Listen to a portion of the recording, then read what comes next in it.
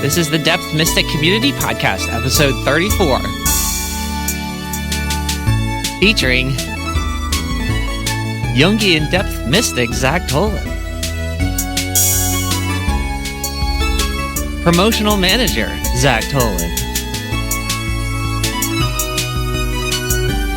And me, your host, podcast host Zach Tolan. The trio that pushes the boundaries of depth mystic thought.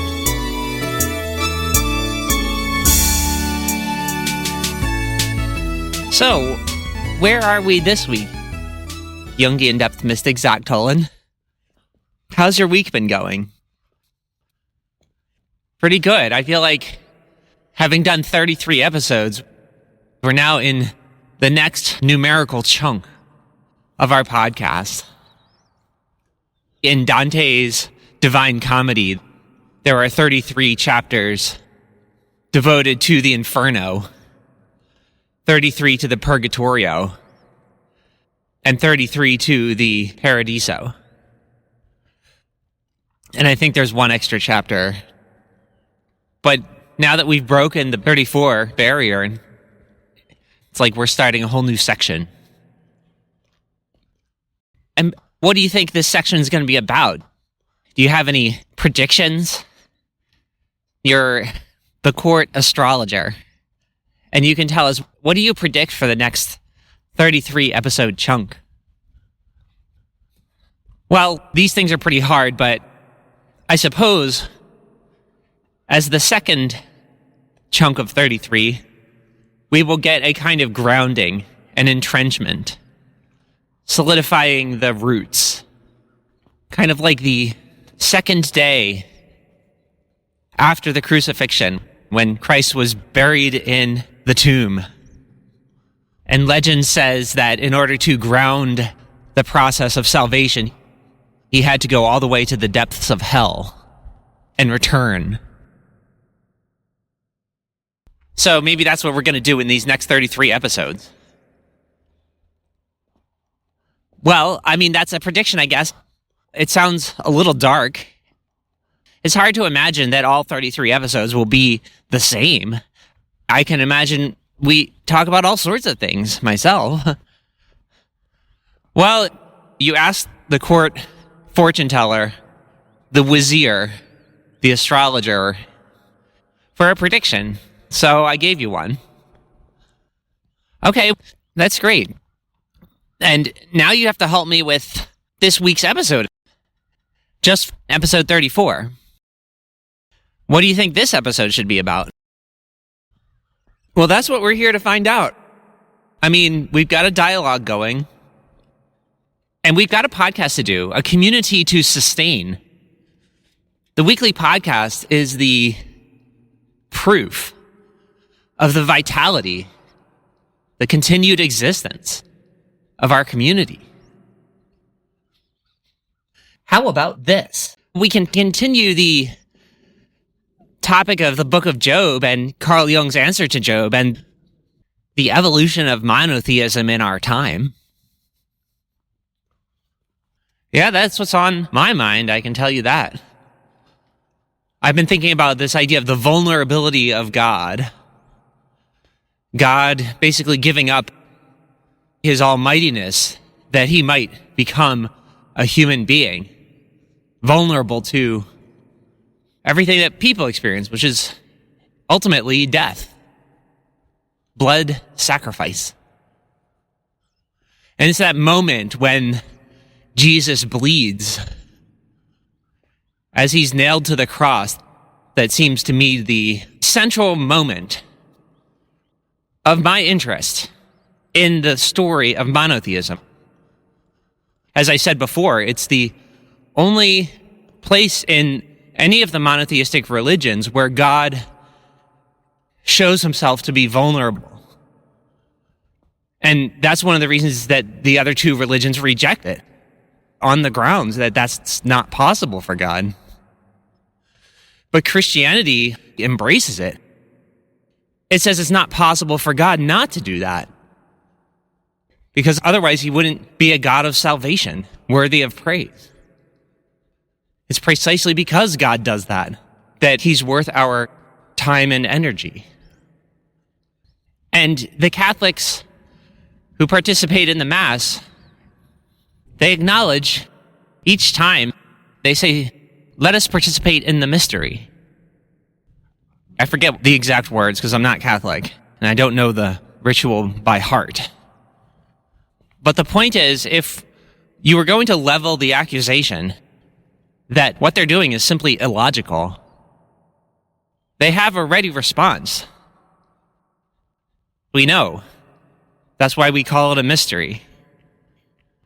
And from the point of view of the relationship between the human ego and the unconscious, that's more interesting than anything we can know for sure.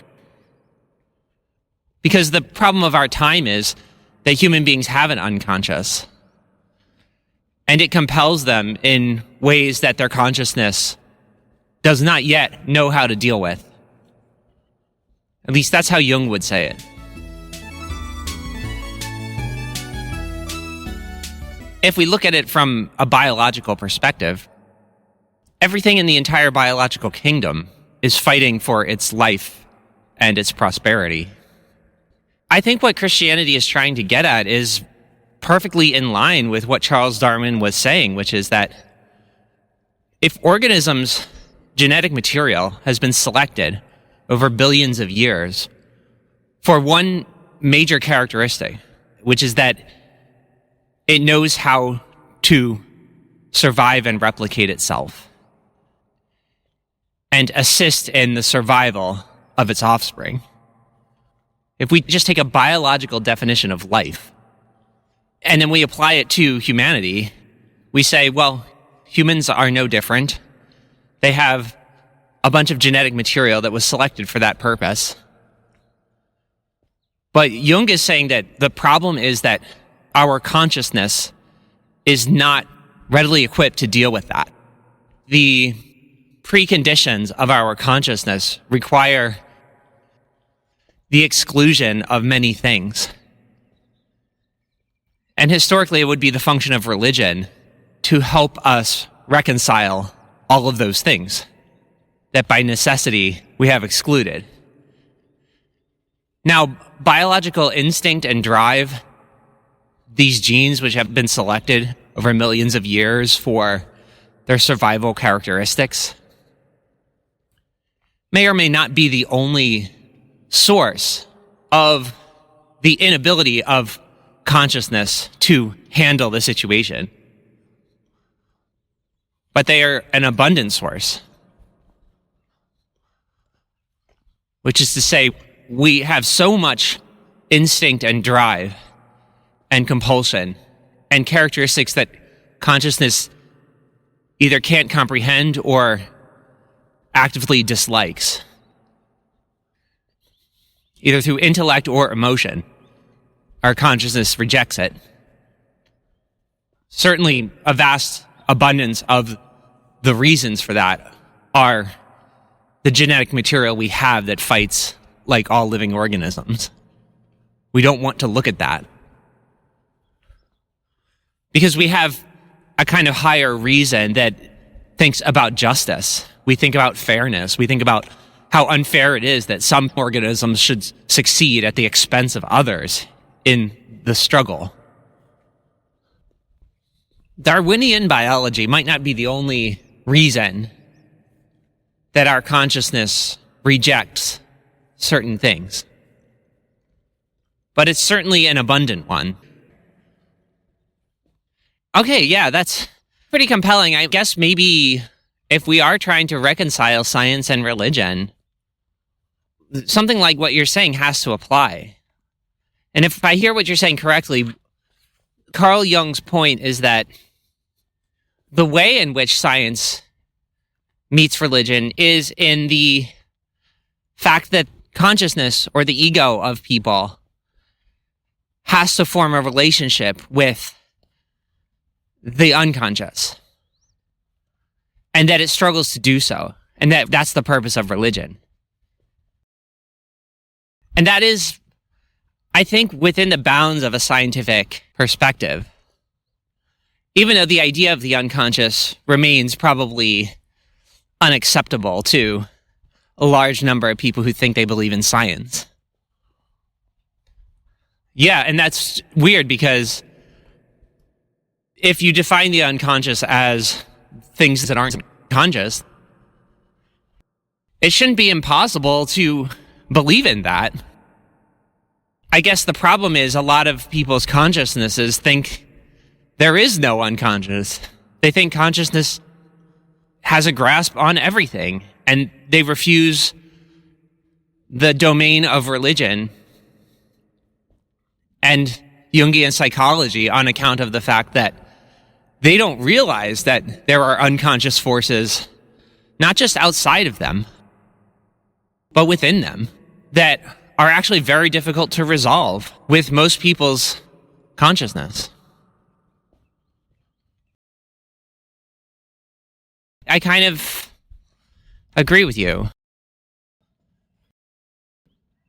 It's still surprising that all of what you're saying would result in something as seemingly arbitrary to the outside observer as the Christian religion. Maybe so, but I kind of like the Christian religion because of the mystery of God turning himself into a person and becoming vulnerable and being nailed to a cross and bleeding. The old legend says that his blood was collected in a bowl or a vessel of some kind, which became known in the Middle Ages as the Holy Grail. I like thinking about that because I think it speaks to what Jung is saying, which is the incompatibility of people's natural consciousness with the ugliness of reality. I was talking about biological reality. The ugliness of biological reality is that there's genetic winners and losers, and it's downright unfair. And it's very arbitrary, the way the so-called justice of biology plays out in real life. But there's also just society. There are so many times and places in human culture where the existing conventional wisdom or tyrannical authorities or entrenched habits lead human life into less favorable, if not outright destructive, tendencies. And these cultural situations make it appear that humanity is beating itself up for no reason. So it's not just the necessities of biology that cause these unfair situations to arise. It's also the arbitrary conditions that cause us to basically crucify ourselves.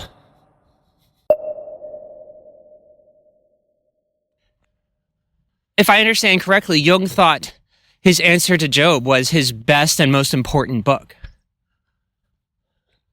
Yes, he did.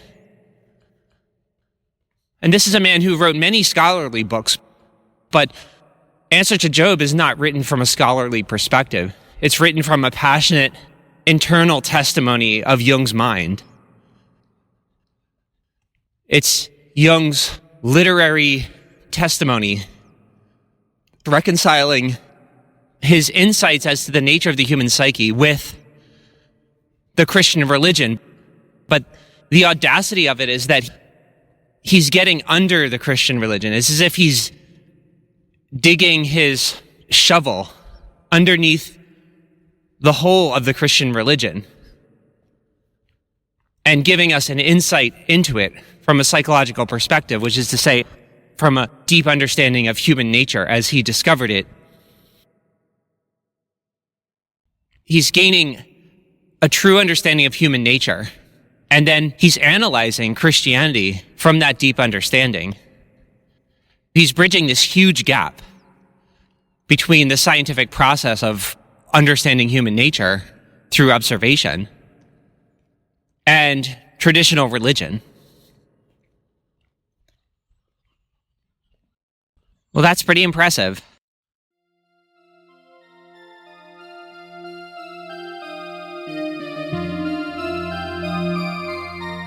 here's another section.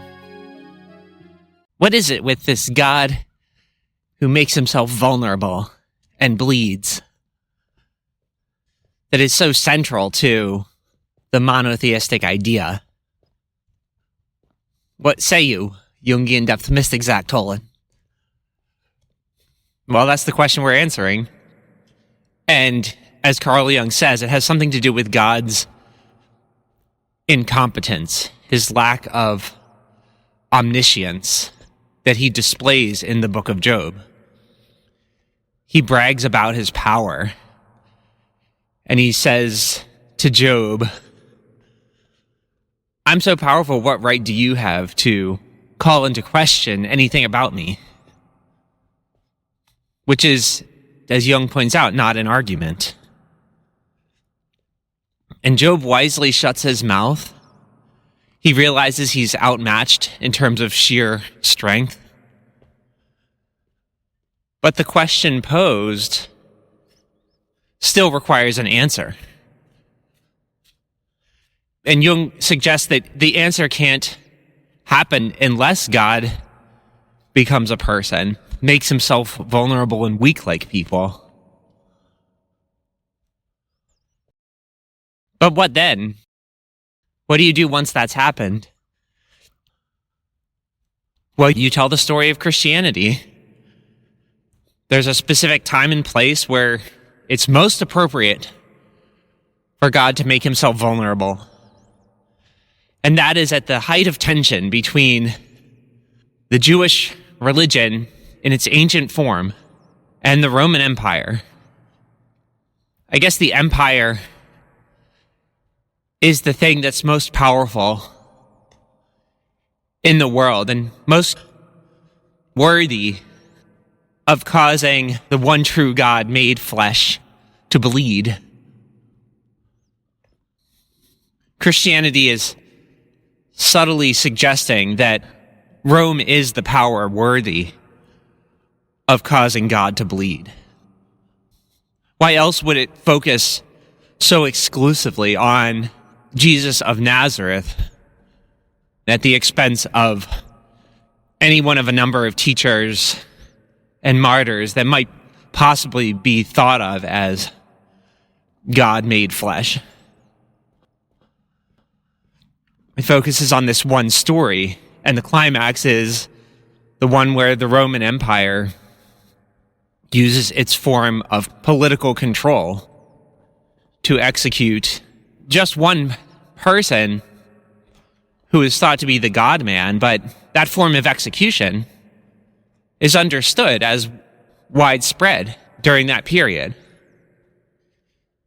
And it's interesting because God brags about his power, and yet Christianity hints that the power of the Roman Empire was sufficient to cause God to bleed. And it's not that people haven't bled before. It's not that good people haven't been put to death before. But Christianity does focus on this one person. And this thought is overwhelming enough to last 2,000 years of religious inquiry. If you connect the eventual scientific revolution to the Christian religion by observing that modern science was discovered and practiced by a civilization that had previously been Christian, then I would argue that the intensity of the discoveries of science and the emotional milieu that is associated with it is connected in some way with the emotion associated with the God that bleeds. It's only the Christian West which evolved into the people who brought forth the scientific revolution. And Carl Jung points out that the alchemists, who were the medieval scientists, the scientists of the time period before modern science, they explored a philosophy that helps to bridge science and religion. And that's what Jung spent his career focusing on. But let's go back to the book of Job. Yeah, okay, let's go back to the book of Job. What more do we have to say about that? One thing I noticed when reading the book of Job is that the author is extremely emotionally intelligent. The author has an acute awareness of values, the things that matter to people. And he gives expression to those values. As I said last section, they actually align with a Darwinistic perspective. Many of the wrongs that Job feels have been done to him align perfectly with an idea about right and wrong that you could derive from a purely Darwinian perspective on how to determine what's good. His children are all killed. His reputation is taken from the highest to the lowest. And in herd animals, that is not much different from death. For like a monkey to lose its status is close to being killed for that monkey. So I think the author of the book of Job is extremely tapped into a basic understanding of what is important for people. And the fact that it happens to align with a Darwinian perspective can be seen simply as confirmation. It's just a way of showing that Darwin's ideas about how life evolved are consistent with how human beings derived and felt their values, even in the ancient times. But the way the tragedy is experienced by Job is rather heart-wrenching if you allow yourself to go into that world and feel what he is complaining about. And there's a parallel there, I think, to the way in which the blood is drawn from Jesus when he's being crucified.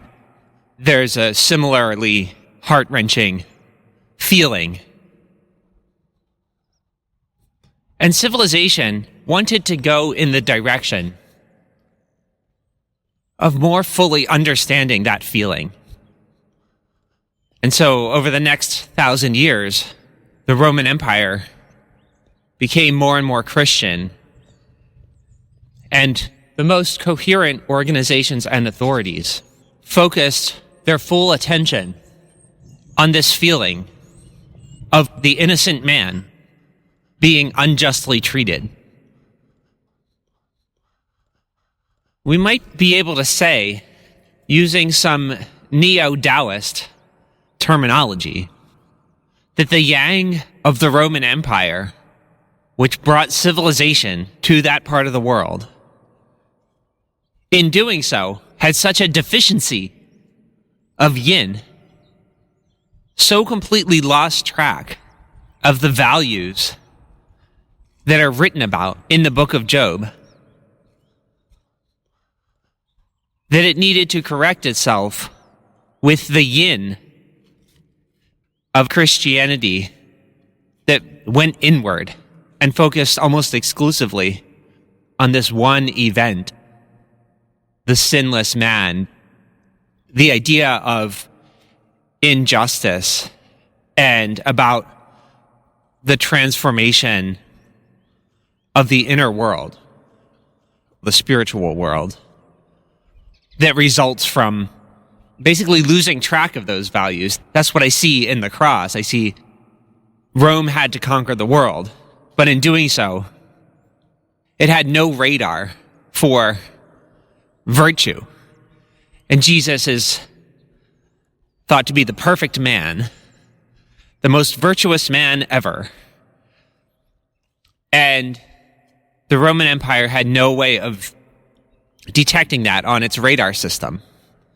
And so it crucified him according to the will of the mob, We don't necessarily know the whole story, but everybody seemed interested in making sure this person got arrested and crucified, and that one story became the central focus of the Roman Empire, not in its own time, but over the next 1,000 years.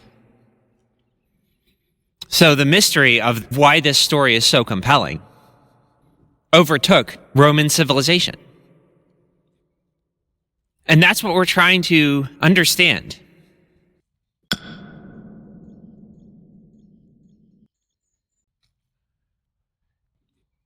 Now, from a scientific perspective, the physical resurrection of Christ is a little bit silly. And so while the ostensible focus is on the resurrection, the miracle that God sort of pulled out of his hat, as it were, where the guy who was arrested and executed and died, turns out he couldn't be defeated by death. But we're into psychological territory here, where the psychological meaning of the story is, from a scientific perspective, the whole meaning of the story. The actual physical resurrection, if it happened, doesn't compare to the psychological meaning of the idea of transcending death.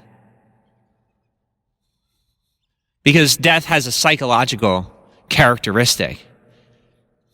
And the idea of transcending that is where the story of the resurrection gets its power. It's not from the plausible restoration of the dead body in a ghostly kind of form for a mere 40 days before he ascends anyway. So it's not like his resurrection made much of a historical difference. It's the fact that he was resurrected, and in modern terms, from a scientific point of view, the psychological implications of that fact that really matter.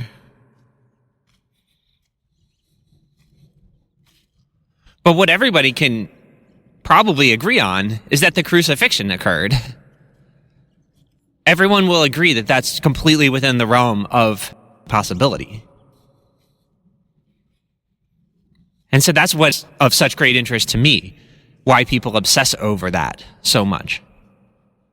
Because without the blood, the resurrection wouldn't have the same impact. If the fact that a human being could become resurrected after death was the only thing that mattered, then the only area of interest would be what made that happen. How do we get that to happen for other people? But in fact, the real focus was on the specific person who found his way to the other side and was able to resurrect himself. It's Jesus of Nazareth that makes the resurrection important.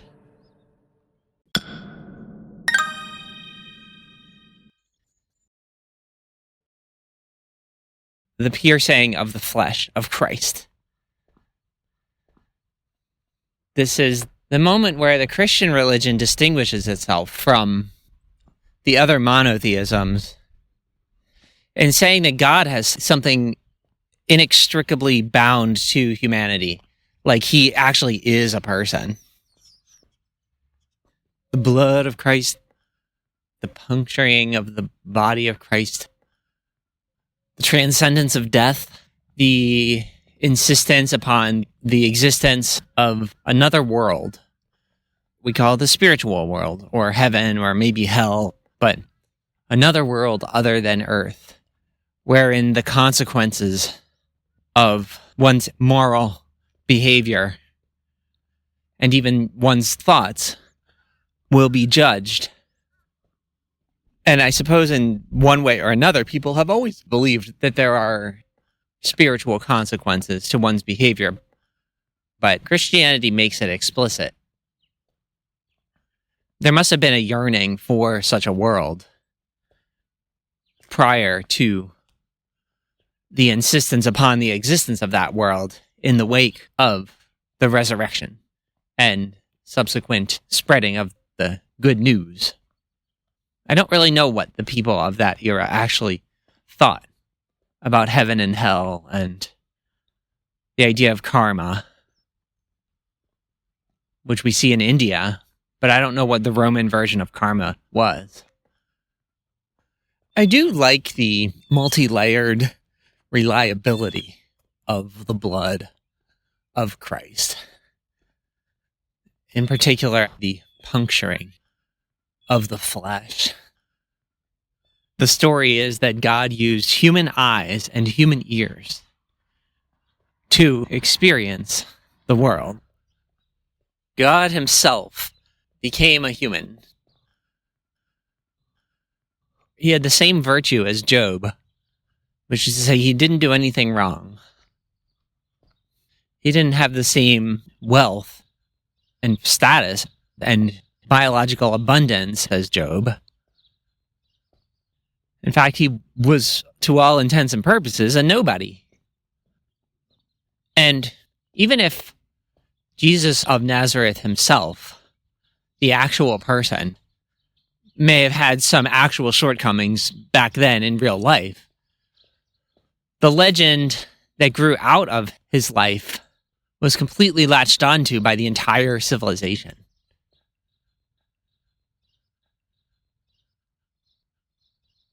We have a creator God. We have a need for that creator God to become a person in order to achieve a purpose. Now, in traditional Christianity, that purpose is to redeem man from their otherwise irredeemable condition of having committed dreadful wrongs. Mankind was worthy of sending another flood, basically. But instead, God became a man and preached a ministry and then got arrested and executed by crucifixion and then resurrected on the third day. And the issue is very mysterious how that redeems mankind from the state of sin, how that substitutes for another flood. There seems to be an obsession with guilt and sin. We are so bad. I don't necessarily enjoy that. I don't think Carl Jung liked it either. It seems not to be hitting at the truth, to be focused on our own badness. I think a lot of Christians are right in understanding the concept of the shadow, the idea that you are unconsciously doing things that should be scrutinized, but everybody should always be concerned about being a good person.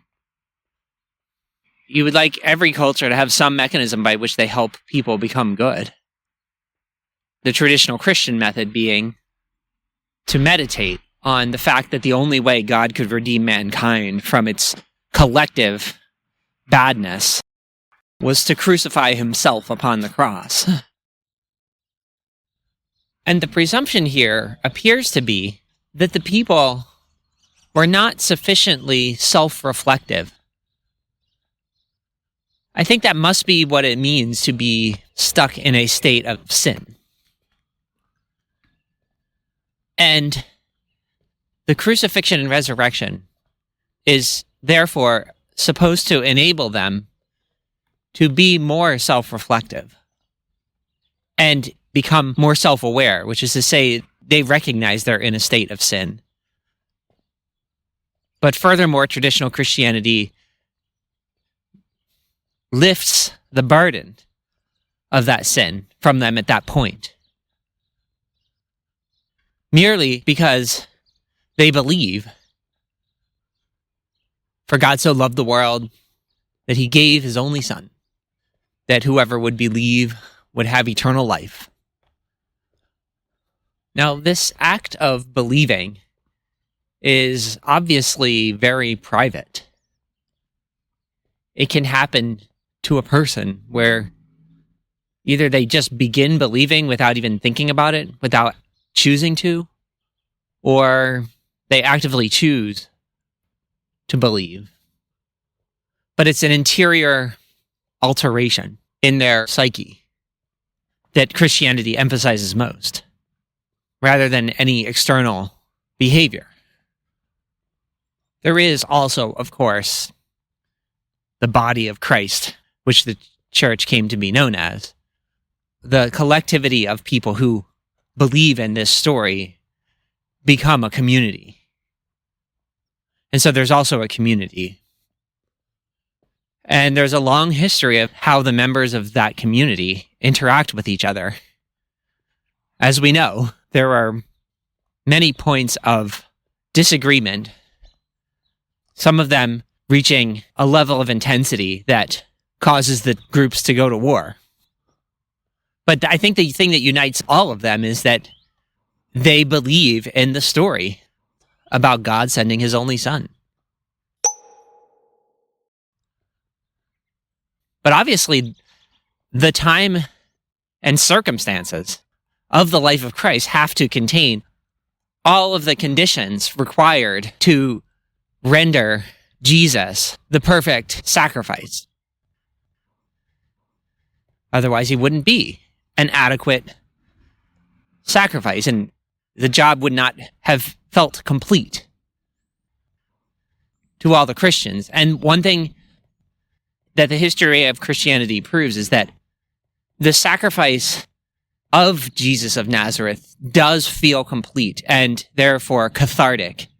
It activates an internal psychological release, which could only happen if the thing being sacrificed was sufficiently perfect.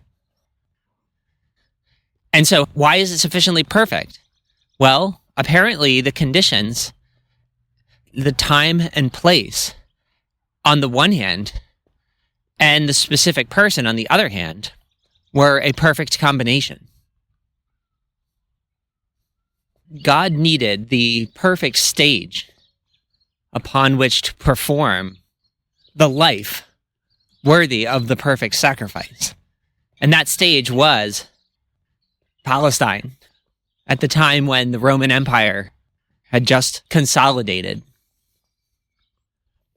That was the time and place that were good enough, or perfect if you're a believing Christian.